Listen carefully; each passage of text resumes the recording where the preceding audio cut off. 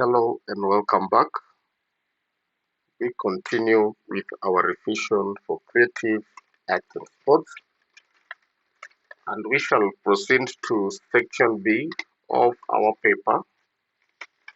And the first question in this paper reads, how can color and texture be used in a mosaic to represent the intensity of an athletic event?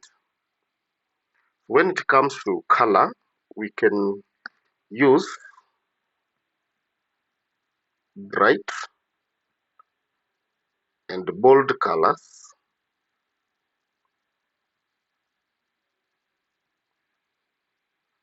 to show energy.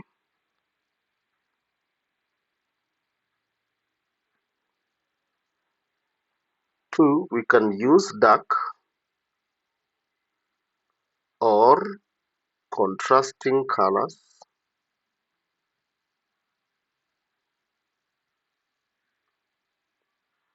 to show tension. Remember, this is an athletic event. There is a time players are in tension, maybe during the end or at the start. Then we can use rough textures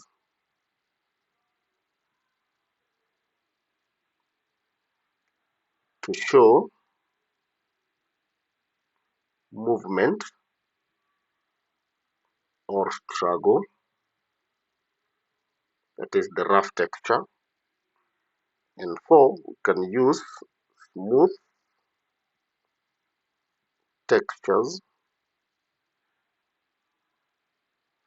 to show calm or speed. For second question, which is question number 22, told the painting below was painted by a grade 9 learner during her art class. Analyze the picture and use it to answer the questions that follow.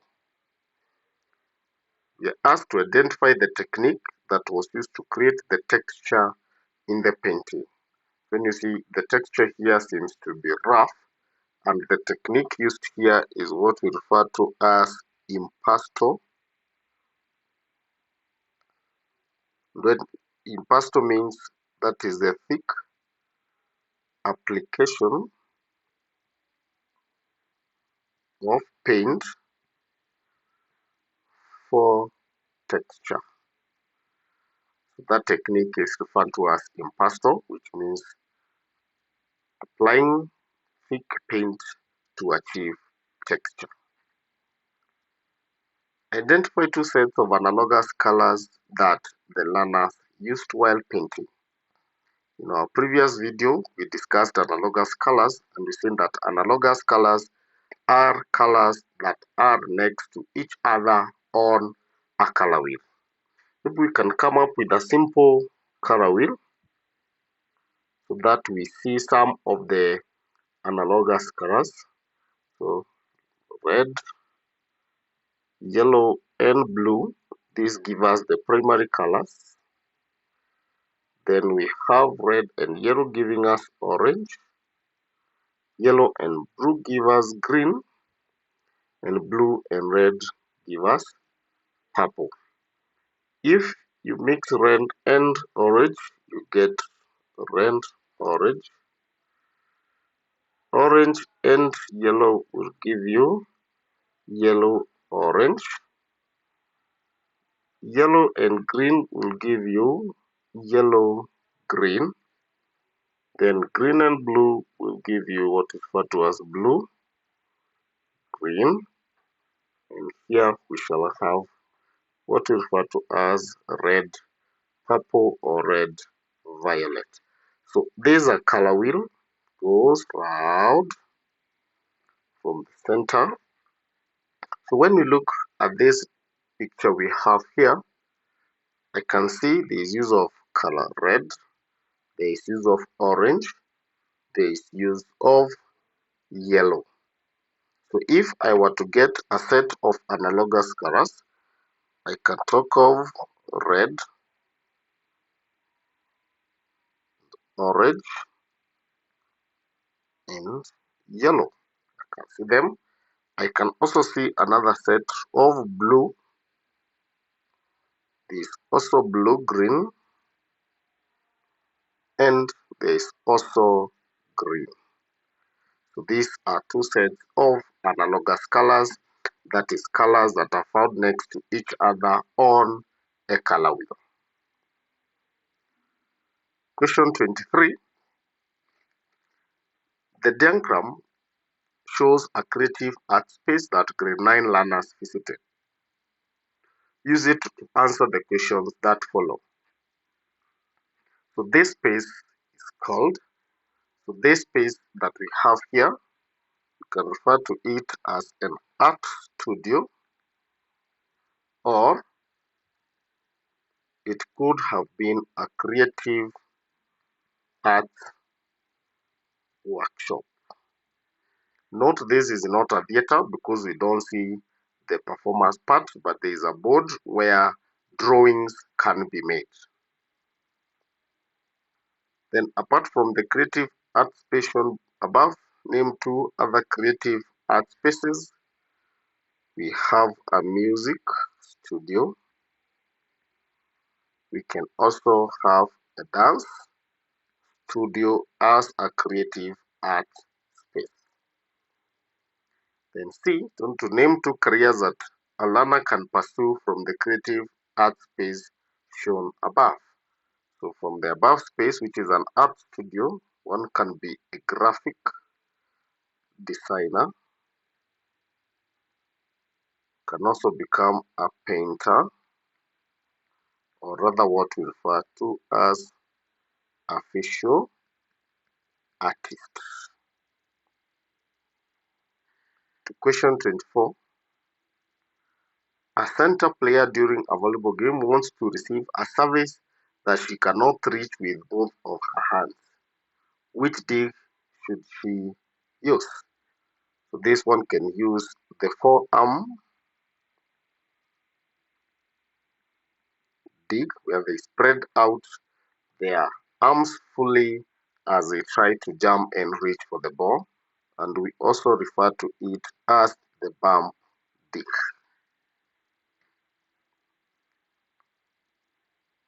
Then question 25.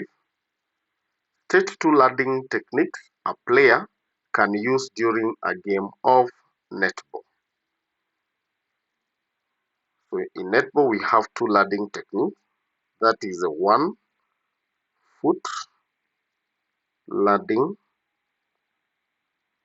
which is also referred to as the single foot landing.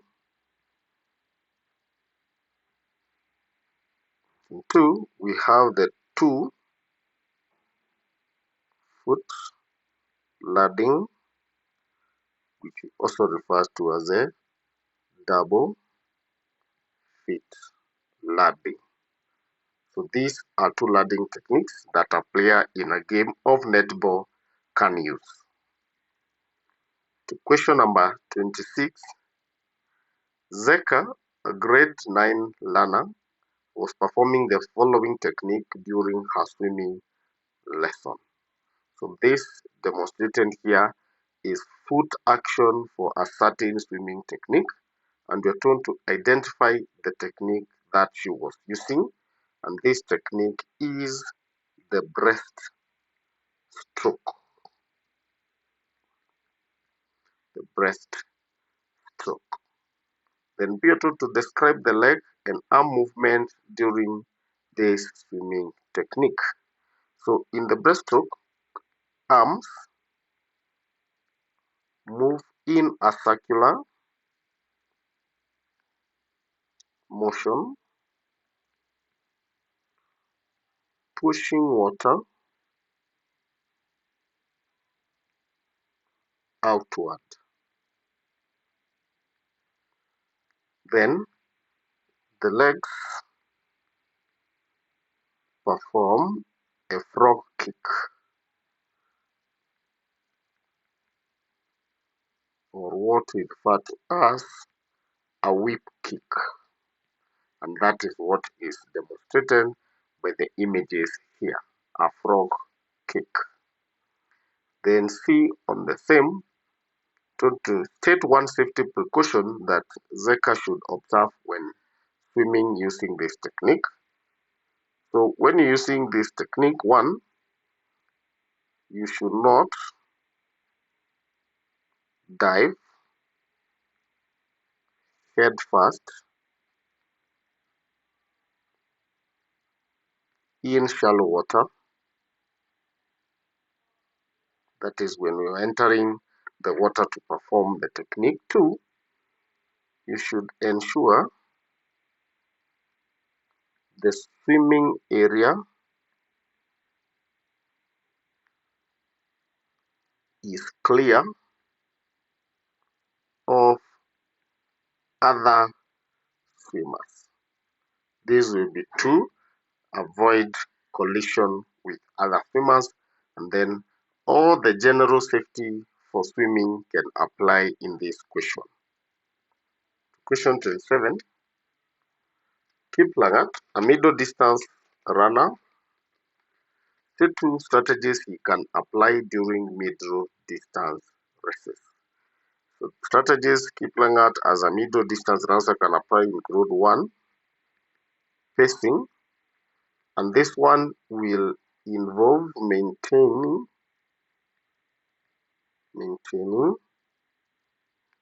a steady speed.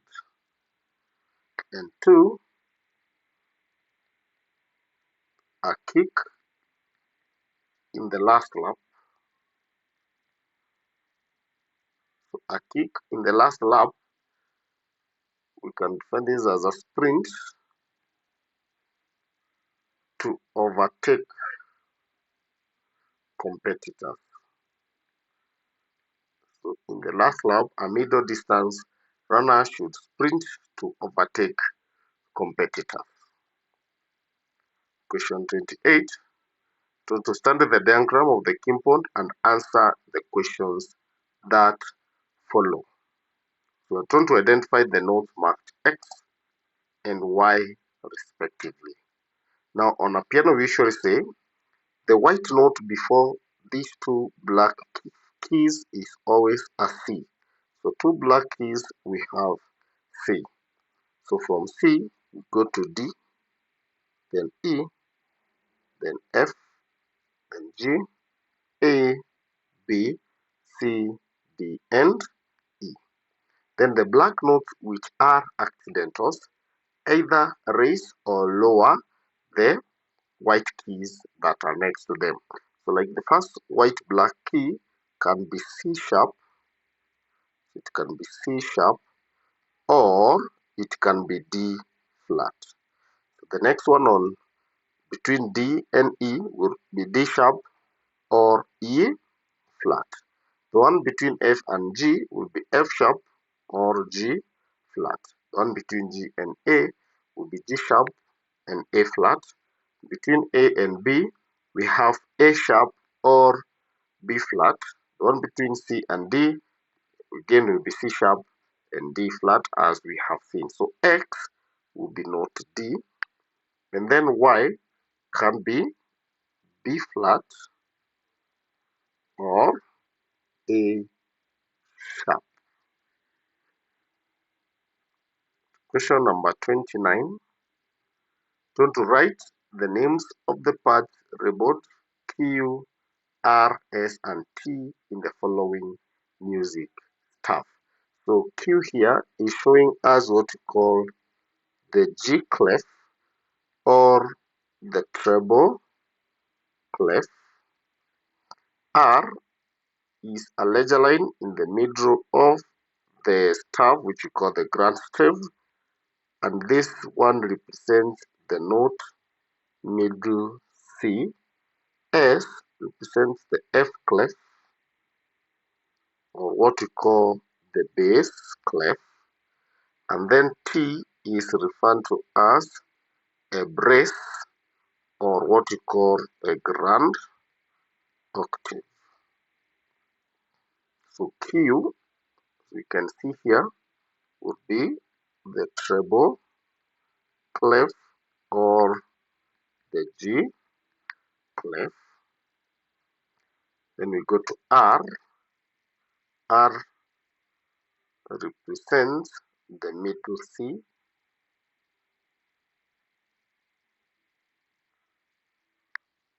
Then S is a bass, or what we refer to as the F clef. And then T is a brace, what we refer to as the grad octave. And question number 30. A teacher drew a dotted crochet on the board. How many counts does a dotted crochet have? Remember, we said that a dot will increase the value of a note by half. So a crochet is 1 count. Then the dot will be half. So what is half of 1, which will be a half? So a dotted crochet will be equals to 1 added to a half, which is 1 and a half count. So best answer here will be 1 and a half. Question 31. There are many musicians in our society today. State 2 roles of a musician in the society. So the first role of a musician is educating members of the society. We can also talk of entertainment, the members of the society, and we can also talk of inspiration, so inspiring the members of the society. And question number 32, which is our last question on this paper, from Mr. Mwangi, was tasked with drawing rest for notes. Draw the rest for the following musical note. So the note we have here is a minim. A minim has the rest as what we have here. So this one usually face upwards. So unlike that for a semi-brief, the one for the semi-brief will face down like that.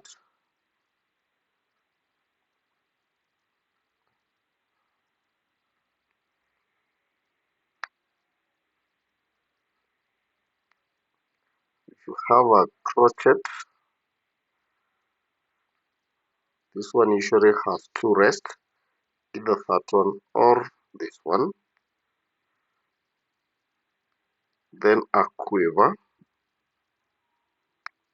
is almost that of the crochet but faces in the opposite direction. So if you are given a dotted note, you just add a dot also to the rest.